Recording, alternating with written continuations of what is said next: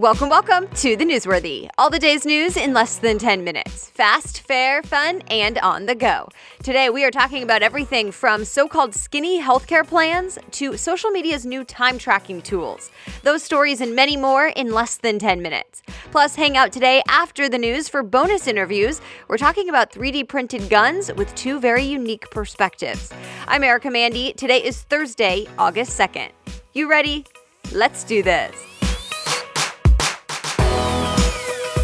President Trump tweeted directly to the U.S. Attorney General telling him to stop the Russia investigation right now and called the investigation a witch hunt. But remember, Attorney General Jeff Sessions recused himself or stepped aside from the investigation a long time ago. It's why Special Counsel Robert Mueller took over. Of course, this is the investigation looking into Russia's interference in the 2016 election and whether or not there was any collusion with the Trump campaign. Well, critics told the Wall Street Journal the president's tweet could be obstruction of justice, and they say it's clear Trump doesn't want anyone looking into his actions or holding him accountable. But President Trump's lawyer, Rudy Giuliani, says relax. It's not an order or a call to action, it's just an opinion. Well, ABC News cites sources saying Trump's tweet is stemming from negotiations with the special counsel, who apparently wants to ask Trump questions in person. Trump's lawyers, though, aren't so sure, and there's a back and forth going on right now to figure out the terms of a possible interview. And last thing, don't forget, this is all happening during the first trial coming out of the Russia investigation, the one against former Trump campaign chairman Paul Manafort. The trial started this week. Prosecutors accuse Manafort of bank fraud and tax crimes before he worked for the Trump campaign. He says he's not guilty. New so-called skinny healthcare plans got the final okay this week. So what are they? NPR reports they're meant for people who don't get health insurance through their jobs and want a cheaper alternative to what's available now. Fox Business says they may be 50 to 80% cheaper than other plans. But buyer beware, they also come with a lot less coverage. Remember, healthcare plans under the Affordable Care Act, aka Obamacare, require insurance companies to cover things like maternity leave and mental health services. But not these new cheaper plans, they're exempt. And these new shorter-term plans don't have to accept people with pre-existing conditions as well. The new plans will go on sale in just a couple of months. Alex Jones is the conspiracy theorist on the InfoWars website. He called the mass shooting at Sandy Hook Elementary School a hoax. He falsely said it was staged. Well, now parents of two of the kids killed are suing him for defamation. The parents told the New York Times they still get threats from his viewers. Jones says he's just expressing his opinions and has the right to do that through freedom of speech. And get this, he's even now suing the parents back for $100,000 to cover his legal fees. Also, Facebook, YouTube, and now Spotify have all recently removed his pages or at least some of his content for bullying and hate speech. The head football coach at Ohio State University just got put on paid leave. ESPN says the university is now investigating what Coach Urban Meyer did or didn't know about domestic violence claims against a now fired assistant coach. Meyer's lawyer says they'll be open and honest about this whole thing, but he's not going to be talking about it now through the media. Stay tuned.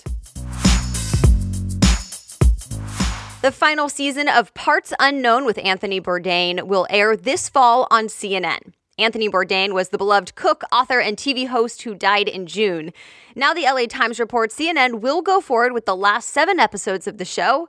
The network has enough material for one full episode that will actually have Bourdain's voice and narration in it. After that, they'll be using archived video along with memories and interviews from crew members as a sort of tribute. All right, some other things to know today. You may not want to eat some salads and wraps sold at Trader Joe's, Kroger, and Walgreens. USA Today reports there's a new warning they could be contaminated with cyclospora. If that sounds familiar, it's because it's the same thing that caused McDonald's to stop selling salads for a bit in some states a while back. Reports say the greens were from the same lettuce supplier, Fresh Express. They're now all being recalled. I'll be linking to the full list of recalled foods in today's show notes. Here's some good news, at least for employees. Job salaries are going up, and they're rising faster than they have in nearly a decade. The Wall Street Journal says wage growth is now almost back to what it was before the 2008 stock market crash. The higher salaries go hand in hand with a lower unemployment rate, which means employers are all competing for the best workers and upping the compensation to try and entice them. So, two things today about electric car company Tesla. One, CEO Elon Musk says they're hiring video game developers and they want games to come with Tesla cars in the future. Two, Tesla's earnings are out. They're not good, but they're also not as bad as they could be. The company still had big losses, but went through less cash than expected. And The Verge says Tesla is finally bringing in some money on its Model 3s. Musk even promised profit later this year. We'll see. A big new feature is coming to both Facebook and Instagram, and it's all about telling you how much time you've spent on the apps. Do you want to know, is the question. Facebook says it worked with mental health experts and others to come up with these new features. It'll apparently tell you how long you've spent in the apps each day and give you notifications if you set them up. You'll be able to set time limits on your own usage and get an alert when you go over those time limits, although it won't actually kick you off the app. The company says it wants to encourage people to take part in healthy engagement online and avoid that passive, endless scrolling. It's starting to roll out in the US right now. TechCrunch says it'll be under Settings and then click Your Activity. And that's it for the main news today, but it's now time for 3 Question Thursday, where I ask a few questions of a different expert every Thursday after the news. Today, we are talking about 3D printed guns. If you listened to episodes earlier this week, then you've been following what's happening. But here's the gist. A man named Cody Wilson and his company in Texas have been fighting the federal government, saying he should be allowed to release on their website the directions or blueprints for 3D printed guns. He was about to get the okay this week when several states sued, and a judge instead blocked him from releasing these blueprints, at least for now. So today, we'll hear 2 very different perspectives about what these guns are, the law around them, and whether or not you should be concerned about it. First up, Dr. Cassandra Crifasi at the Johns Hopkins Bloomberg School of Public Health. She's a core faculty member in the Center for Gun Policy and Research, alongside several other roles. Her research focuses on issues including gun violence and public safety policies. And then you'll hear from Rick Vasquez. He's a firearms consultant with more than 40 years' experience in firearms training. He reached the rank of Master Sergeant in the Marine Corps and is a former official at the U.S. Bureau of Alcohol, Tobacco, Firearms, and Explosives. They are both quick, insightful interviews with unique perspectives, starting with Dr. Crifasi. Welcome to the show, Cassandra. Thanks for being here. Thanks for having me. So I first want to get your initial reaction to hearing that the blueprints for 3D printed guns were about to go online this week. So, there are a lot of issues around the idea of a 3D printed gun in general. The cost of the printers to be able to produce something of high quality would be quite expensive, being able to obtain the materials. So there are a lot of potential cost barriers. But assuming you're someone perhaps from a terrorist cell or otherwise really intent on causing harm, those financial barriers may not pose sort of as much of an issue as they would to some other folks. And when you think about the current state of federal gun laws and multiple state laws, there are already ways that individuals can obtain firearms without undergoing a background check. The majority of states you can buy from a private seller and not be subject to a background check, but that gun still has a serial number and can be traced back to the original sale, the original purchaser. And so there is some record and some tracing of that gun. A 3D printed gun, in contrast, would have no serial number, no record keeping. It really would be a ghost gun that could be melted down or otherwise very easily destroyed after it was used.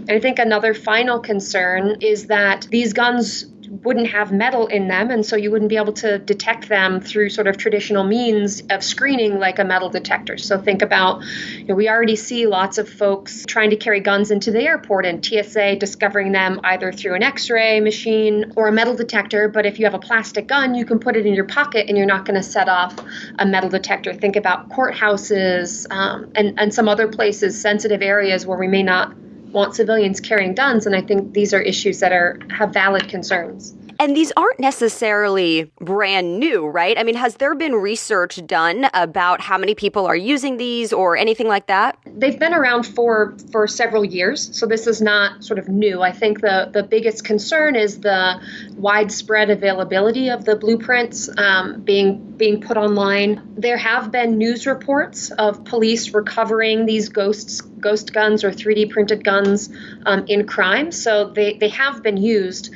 We have not great data generally on guns that are recovered in crime in the U.S. for a variety of reasons. And so it's challenging to really know how often these are being used. If they were being used and they were recovered, there's really no way to trace them back to where they originated. Right now, this week, a judge put a temporary restraining order on the release of these blueprints to make the guns. Do you think that will hold? What do you expect to happen next? So I sort of see the whole situation as kind of a can of worms where the top is 99% screwed off already and sort of ready to flood the market. And the only way that we can really keep that lid on is Congress coming together and deciding to take some steps to regulate.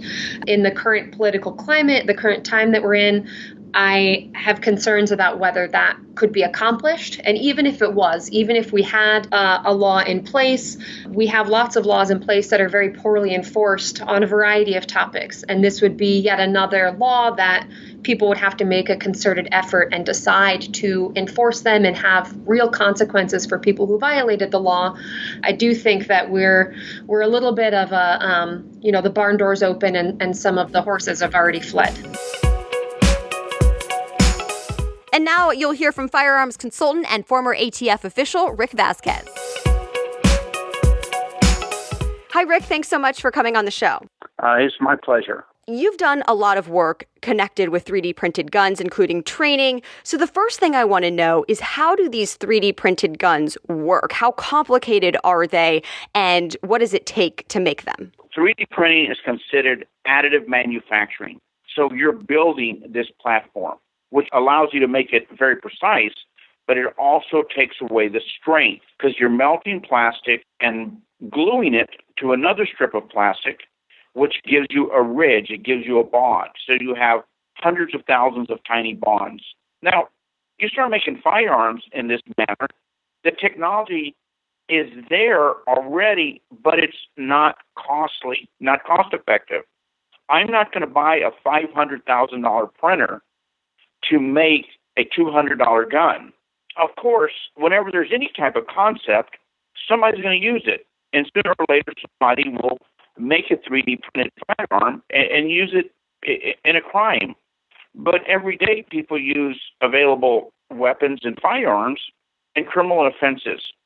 So in my perspective, with all the training and studying I've done of the 3D printing, it is not a firearm or a criminal issue yet.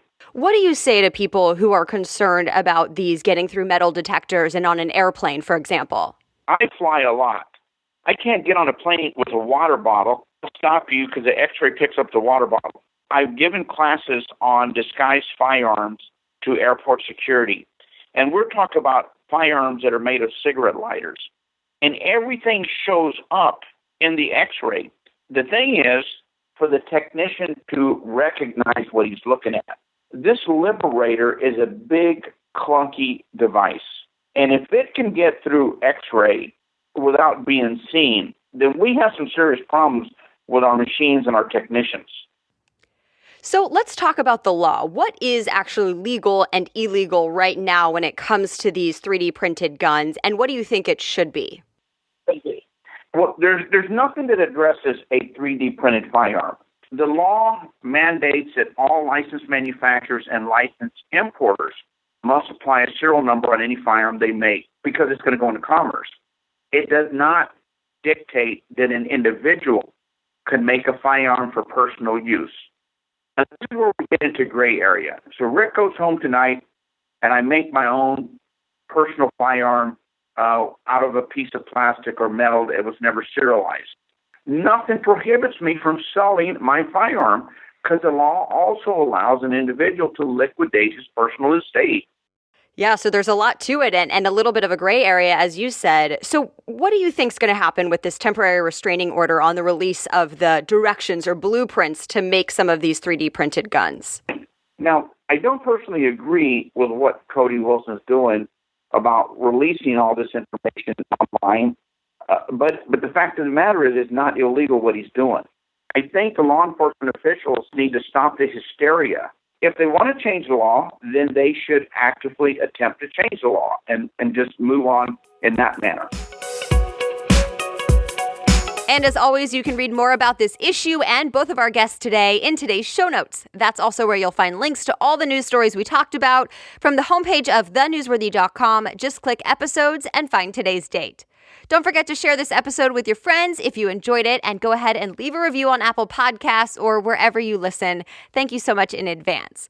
The Newsworthy is ready for you by 4 a.m. Eastern Time every weekday, so I'll be back with more news tomorrow. Have a great day.